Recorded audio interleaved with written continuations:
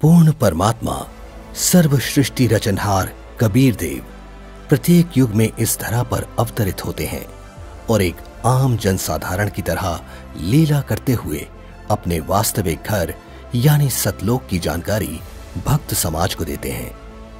किंतु उस समय हर कोई परमेश्वर को नहीं पहचान पाता। आज से लगभग 625 वर्ष पूर्व भी पूरी सृष्टि को बुनने वाले पूर्ण परमात्मा कबीर साहिब जी ने काशी नगर की जुलाहा बस्ती में एक टूटी सी झोपड़ी में 120 वर्ष तक कपड़ा बुनने की लीला करते हुए अपने तत्व ज्ञान व सतलोक की महिमा का गुणगान किया और समाज में फैले पाखंडवाद को खत्म कर भक्त समाज को एक सत्य भक्ति प्रदान की, जिसके करने से लोगों को परमात्मा वाले लाभ प्राप्त होने लगे, जिससे प्रभावित होकर उस समय हिंदू और मुसलमान दोनों धर्म के 64 लाख की संख्या में श्रद्धालु कबीर परमेश्वर जी के शिष्य हुए। वहीं दूसरी तरफ कबीर परमेश्वर जी को एक आम भक्त, संत व गरीब जुलाहा समझ उस समय के मुल्ला, काजी, पंडित और ब्राह्मण कबीर साहिब जी की महिमा चारों तरफ फैलते देख ईर्ष्यावश आए दिन उन पर जुल्म करने की असफल कोशिश करते ही रहते थे। उन्हीं में से एक थी राजा सिकंदर लोधी के धार्मिक पीर शेख तकी द्वारा काशी में भंडारे की झूठी चिट्ठियां डालकर परमेश्वर कबीर जी को बदनाम करने की साजिश।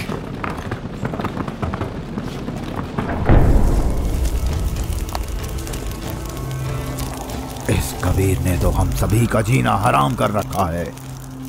हमने उसे मारने की कितनी बार कोशिश कर ली, लेकिन वो हर बार किसी ना किसी तरह बच ही जाता है। अब नहीं बच पाएगा। अब की बार मैं ऐसा पैंतरा फेंकूंगा कि उसे काशी छोड़कर भागना ही पड़ेगा। ऐसा क्या सोचा है पीर जी? पास आओ।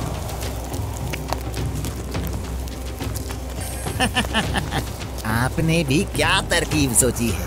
अब तो उसके लिए भारी मुसीबत आने वाली है। अगले ही दिन से एक पत्र भारतवर्ष के कोने कोने में सभी मठों, आश्रमों, मंदिरों में पहुंचने लगा।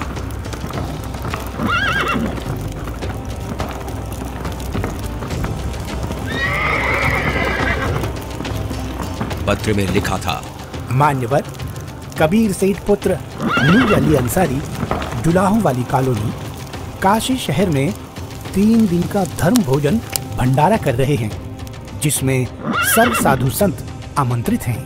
भंडारे में प्रतिदिन प्रत्येक भोजन के बाद 1 सोने की मोहर व दोहर दक्षिणा में दी जाएगी। भोजन में लड्डू, जलेबी, हलवा, खीर, दही बड़े, मालपुए, रसगुल्ले आदि आदि सब मिष्ठान खाने को मिलेंगे। साथ में सूखा सीधा भी दिया जाएगा। सभी शिष्यों को बता दो, भंडारे में सभी को चलना है।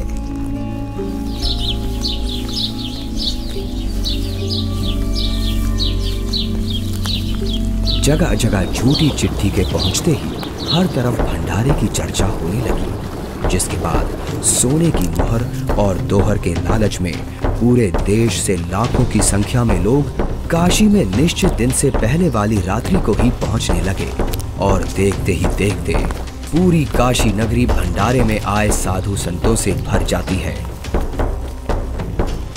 अरे भक्तों, आज इतनी भीड़ कैसे लगी है? तुम किस नींद में सोए हुए हो? तुम्हें पता नहीं यहाँ काशी में कबीर नाम का सेठ 3 दिन का भंडारा कर रहे हैं, जिसमें प्रत्येक भोजन के साथ 1 सोने की मोहर व दोहर भी दी जाएगी। आपको कोई निमंत्रण पत्र मिला है? हाँ, ये देखो चिट्ठी। ये जरूर किसी की बदमाशी है। मुझे जल्दी से गुरुदेव को सब बताना चाहिए। गुरुदेव, गुरुदेव, गुरुदेव। क्या हुआ रविदास? गुरुदेव, आज तो अपनी काशी छूटेगी। उन दुष्टों ने तो हद कर दी। आपके नाम की झूठी चिट्ठी बंटवा रखी है कि कबीर सेठ पुत्र नीरू 3 दिवसीय भंडारा करेगा, जिसमें प्रत्येक भोजन के बाद खाने वाले को 1 सोने की मोहर और 1 दोहर भी दी जाएगी। अच्छा, और अब उस झूठी चिट्ठी को लेकर लाखों की तादाद में लोग भंडारे के लिए आए हुए हैं। रविदास, आज तो सारी सीमाएं पार कर दी हैं उन नादानों ने। मैं गरीब आदमी, मेरे पास तो अपने परिवार के लिए ही मुश्किल से अनाज होता है। इतने लोगों को मैं कहाँ से भोजन खिलाऊंगा? आप अंदर से दरवाजा बंद कर लो और कोई भी आए तो खोलना मत। जब कोई नहीं मिलेगा तो थक हार कर अपने आप वापस चले जाएंगे। गुरुदेव, ये नकली धर्म के ठेकेदार रोज आपके खिलाफ कुछ ना कुछ षड्यंत्र रचते ही रहते हैं। कोई बात नहीं रविदास, जैसे तैसे आज का दिन और निकाल लेते हैं। रात को निकल जाऊंगा मैं अपने परिवार को लेकर कहीं दूर। तंग आ चुका हूं मैं इनके इन रोज रोज के कारनामों से। मैं बोलता सच्चाई हूं और ये समझते उसको निंदा है। आ जाओ रविदास, बैठ जाओ। दोनों भगवान को याद करते हैं। आपत्ति के समय उसी को याद करना चाहिए। वही सबकी लाज रखते हैं, हमारी भी रखेंगे। जिसके बाद परमेश्वर कबीर जी अपने 2 रूप धारण कर एक रूप में तो रविदास जी के साथ झोपड़ी में विराजमान रहते हैं तथा दूसरे रूप में ऊपर सतलोक में पहुंच जाते हैं।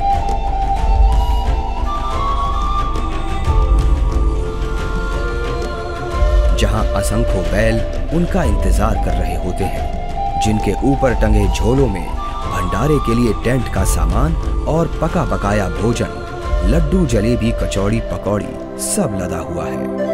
हे सृजनहार परमात्मा, जहाँ आप गए हो वो तो खाकी खंजूस स्थान है। वहाँ सारी उम्र लगे रहते हैं, फिर भी खाने को भोजन तक अच्छे से नसीब नहीं होता। आपके आदेश से हमने सब कुछ तैयार कर रखा है। परमेश्वर कबीर साहिब जी वहाँ खड़े अनंत कोटि बैलों में से केवल 9 लाख बैलों को और सेवादार रूप में वहीं की कुछ हंस आत्माओं को लेकर एक पल में सतलोक से चलकर काशी में प्रकट हो जाते हैं।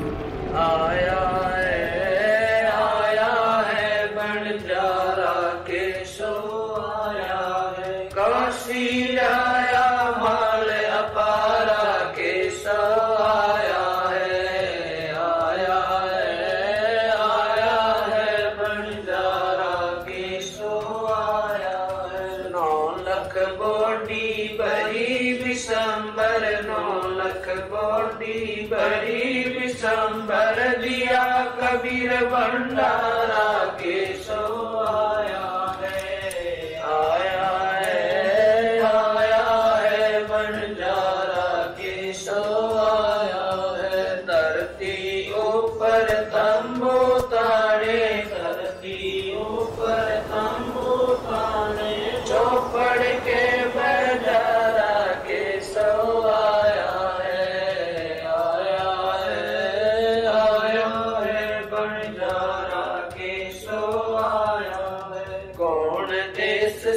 बालद आई, कौन देश से बालद आई, ना कहीं बंजाने वाला के सो आया है, आया है बंजारा के सो आया है। अपरम पार पार गत तेरी, अपरम पार पार गत तेरी, कित उतरी जलधारा के सो आया है, आया है बंजारा के सो आया है। साहूकार नहीं कोई जाके, साहूकार नहीं कोई जाके, काशी नगर मजारा के सो आया है,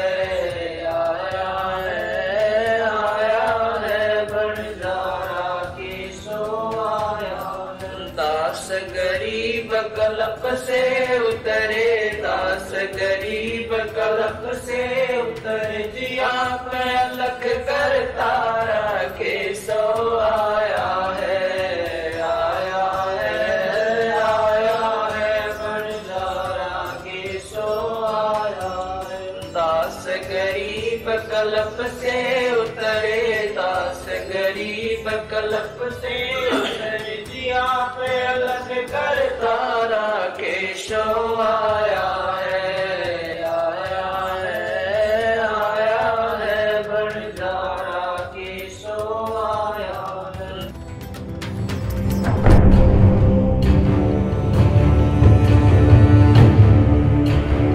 राजन, आपके गुरु का निमंत्रण आया है भंडारे का, आप चलेंगे नहीं क्या? गुरुदेव भंडारा करें और मैं न जाऊं, मैं अवश्य चलूंगा। काशी चलने की तैयारी की जाए। देखते ही देखते काशी शहर के चौपड़ के बाजार में परमेश्वर की दया से भंडारा शुरू हो जाता है। ऐसा स्वादिष्ट भोजन, वाह, जो खाता वो गुण गाते नहीं थक रहा था। सब्जी, पूड़ी, लड्डू, जलेबी, कचौड़ी, पकौड़ी, दही भल्ले, खीर, हलवा आदि जो कोई कुछ भी पकवान मांगता वो उसे खाने को मिल रहा था। और चिट्ठी में लिखे अनुसार प्रत्येक भोजन के बाद सभी को एक दोहर और एक सोने की अशरफी भी दी जा रही थी।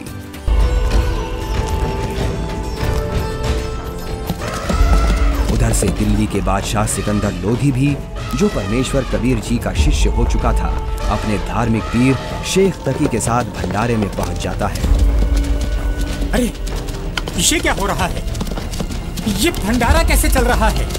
भंडारे में परमेश्वर कबीर साहिब जी की जय जयकार सुनकर जहां शेख तकी ने सोचा तो था कि कबीर अपनी झोपड़ी छोड़कर भाग गया होगा और लोग उसको गाली दे रहे होंगे, किंतु उसके विपरीत भंडारा चलते देख शेख तकी के तो तन बदन में आग लग गई।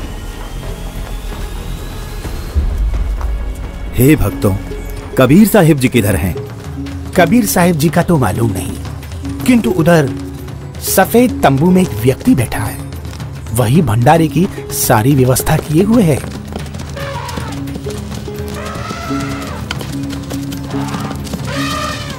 ये भंडारा कैसे चल रहा है?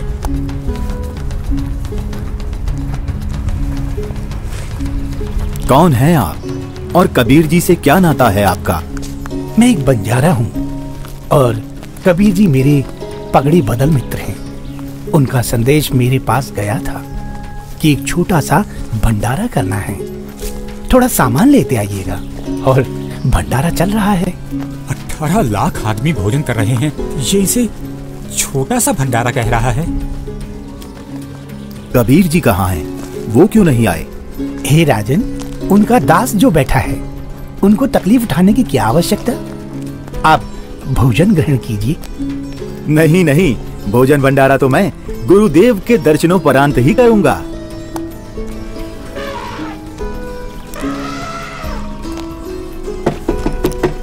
हे गुरुदेव, लगता है उन्होंने हमें यहाँ भी खोज लिया। भीड़ शायद घर पूछते पूछते यहाँ तक पहुँच गई है। कोई बात नहीं, आप दरवाजा मत खोलना, कुछ देर बाद अपने आप चले जाएंगे। दरवाजा खोलिए परवरदिगार, दिल्ली से आपका दास सिकंदर आया है। राजन, हम दरवाजा नहीं खोलेंगे। इन लोगों ने तो आज सभी हदें पार कर दी हैं। मेरे नाम से झूठी चिट्ठी डाल रखी है। मैं कैसे निकलूं बाहर? इस बनारस में कोई सेठ भी मेरा ऐसा जानकार नहीं है जो मुझे पैसे उधार दे दे। मैं तो बड़ी मुश्किल से ताना बुनकर अपने परिवार का पालन करता हूँ। इन लोगों ने मेरा जीना मुश्किल कर दिया है। बस आज रात होने का इंतजार है राजन। रात होते ही मैं अपने परिवार को लेकर कहीं दूर चला जाऊंगा। है परवरदिगार, आप मुझे नहीं बहका सकते। आप ही अल्लाह अकबर हो। आपने देखो वहाँ क्या रंग लगा रखे हैं।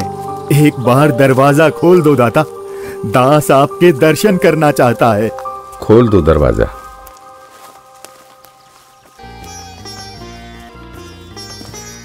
हे परवरदिगार, भंडारे में सभी जगह आपकी जय जयकार हो रही है। हर कोई आपके दर्शन करना चाहता है। दया करो परवरदिगार, दया करो।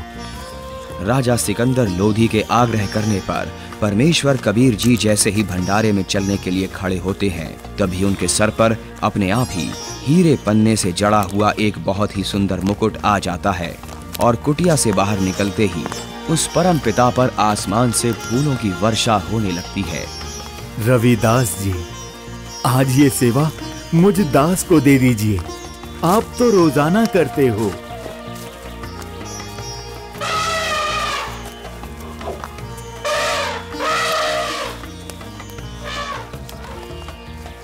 इनमें से कबीर जी कौन है? जिस पर बादशाह सिकंदर लोधी चवर कर रहे हैं वही कबीर हैं। धन्य हो, भोजन है।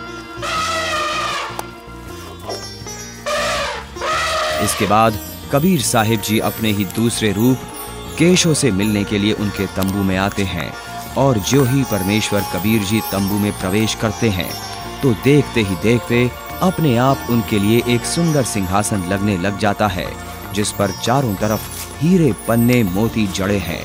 परमेश्वर कबीर साहिब जी आसन ग्रहण करते हैं। उधर परमेश्वर को देखने के लिए भंडारे में आई लाखों की भीड़ टेंट के चारों तरफ इकट्ठा हो जाती है, जिसके बाद केशव रूप परमात्मा कबीर जी से कहते हैं, हे परमेश्वर, आप अपने अद्भुत लोक को छोड़कर इस झूठ कपट वाले लोक में क्यों आ गए? आप इनका भला सोचते हो, इनको अमृत भोजन खिला रहे हो और ये आप ही के विरुद्ध इकट्ठा हुए रहते हैं। केशव, सब लोग मैंने ही रचे हैं, सबका धारण पोषण मैं ही करता हूँ। तू मेरे दुख को नहीं जानता, ये सब मेरे बच्चे ही हैं।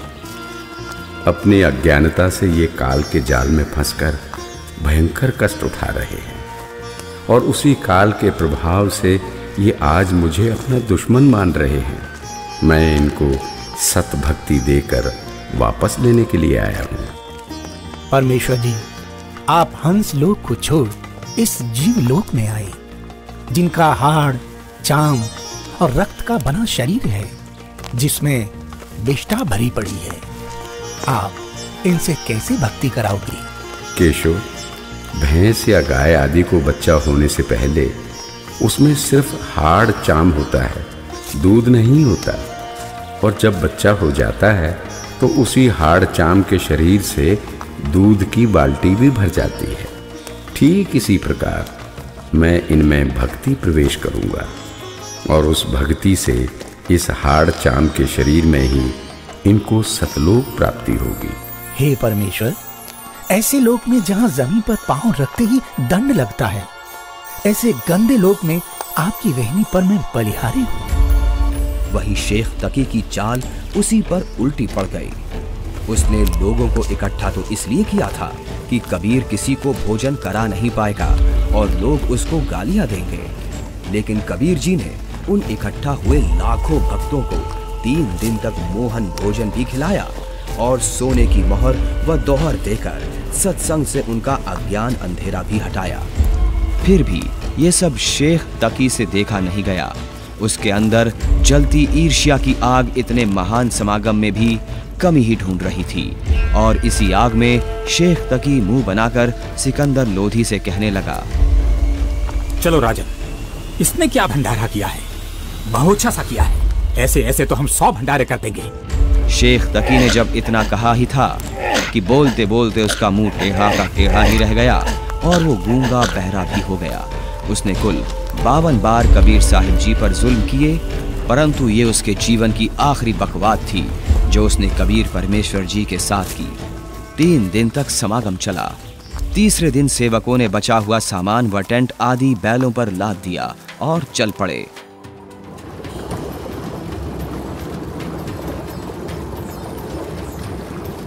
गंगा में पानी ज्यादा है, इसे अभी पार नहीं किया जा सकता। हाँ हाँ, अभी मत जाओ।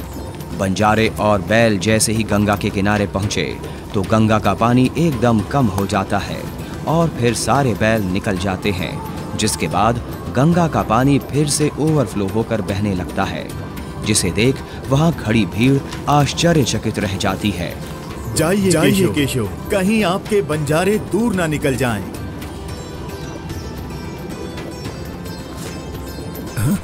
ये क्या?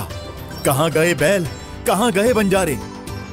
राजन, जहाँ से आए थे वहीं चले गए। इससे पहले कि सिकंदर इस बात को समझ पाता, उसी समय केशव भी कबीर जी के अंदर समा गए। सिकंदर दंग रह गया। रोते हुए कबीर परमेश्वर जी के चरणों में दंडवत की।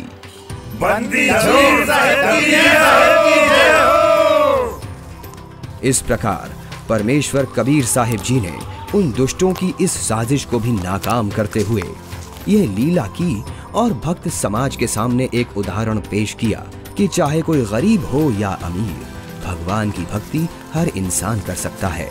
जैसे मैंने कपड़ा बुनकर अपना व अपने परिवार का पेट पाला और भक्ति भी की, तो समय आने पर परमात्मा ने मेरी लाज भी रखी। उसी प्रकार आप भी मुझ पर यानी परमात्मा पर विश्वास करो और भक्ति करो। फिर देखना, जब कभी भी आपको मेरी आवश्यकता होगी तो मैं आगे खड़ा मिलूंगा। पर्वत पर्वत मैं फिरा, कारण अपने राम, राम सही के संत मिले, जिन सारे सब काम सच्चा है।